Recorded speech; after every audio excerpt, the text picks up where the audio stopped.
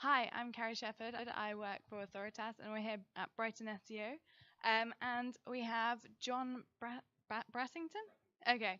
And he just did his talk on the main stage. It was really great. I have one question for you quickly. What are the must-haves for succeeding in SEO? That's our first question. SEO or local SEO? It really starts on what kind of scale you are. So if you're going to be everywhere, it's a little bit easier if you're sort of just that kind of thing. If you're going to be sort of in just like maybe a city like London or a handful of locations, it gets quite a bit harder. So from the kind of the mass sort of everywhere, it's fine. You have to produce a lot. Yeah. It's going to be quite formulaic because you can't look after all of that content on its own. You can't really curate it in the same way. So I focus on the harder one, right? It's the sort of smaller business. And I've worked with quite a few people on this, and I think the first sort of most difficult process is actually getting your keywords for those local areas, because the sort of keyword tools available aren't that good at giving you location level keywords.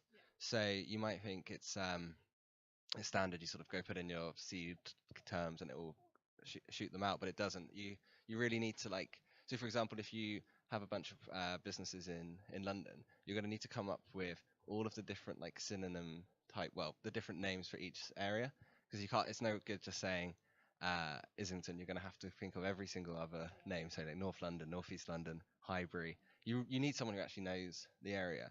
And that can be really difficult from an agency perspective, because you might have to put someone on the research project who, just because they know that thing a little bit better. Because if you just put in something Islington, what you're going to get out is just that. You're going to probably get like 5 keywords as opposed to hundreds, which is what you need.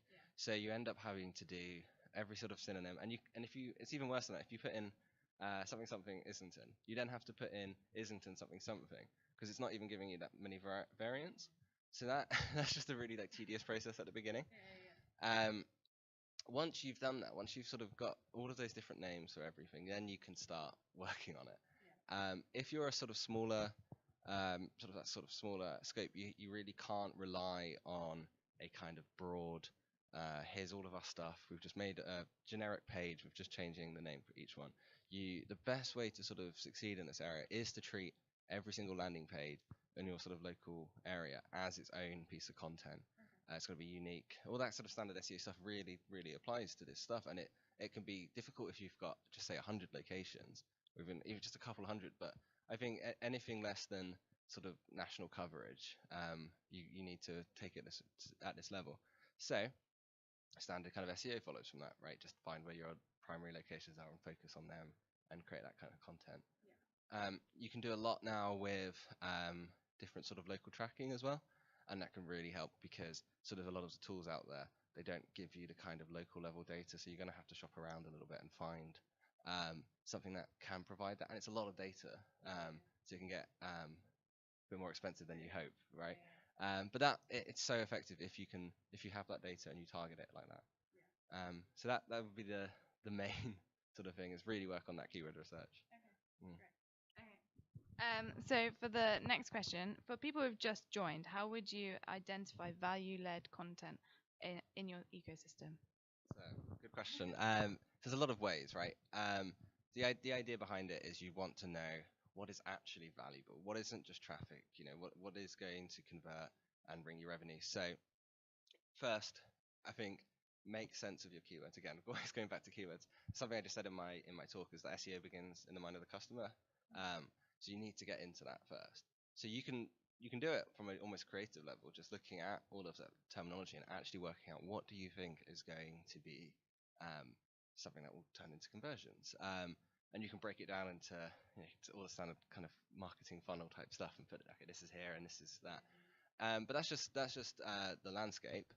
And what you can do with that landscape, however, is start applying a lot more data to it.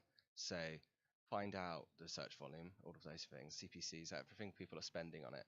Work out your average order value, work out your conversion rate from your analytics, and then you can start applying things like the click-through rate curve. So just, okay, if I'm in this position, this is how many clicks I'll get, and this, and this. We have a tool that does that for you, and it will give you the kind of market landscape that you really need. So this is before you've even produced anything. This could just give you the sense of what you should chase after. If you're looking at it from retrospectively, what have I got that's valuable? It's going to be your analytics. Say you need to find that piece of content that ranks for lots of search terms, or it converts really well, and whatever. You only really need one of those sort of metrics, and then you just want to apply the other one. So if it converts really well, focus on how you can get it more visible. If it has lots of traffic and it doesn't convert well, just focus on the conversion and go to the right people in the team and say, okay, we need this. This is a big priority. Conversion rate optimization and search engine optimization can work really well together. It's good to instill a kind of a playbook for that, so everyone is reading from the same book, and say you get those working together and get them to understand, here are the search terms that people are going to come to this page, and you can just give those to the UX people, and that will tell them, that will inform them of what people are there for, and that's super valuable. And the other stuff you can do is just, as I say, just find out what's already good, find out what's ranking really well, what's got a lot of traffic, and that's kind of what we need to focus on in SEO, is just that value, because I think the market's a little bit saturated right now. So turning what you have into higher valuable, that's what you should be doing. Okay, great. Thank you very much.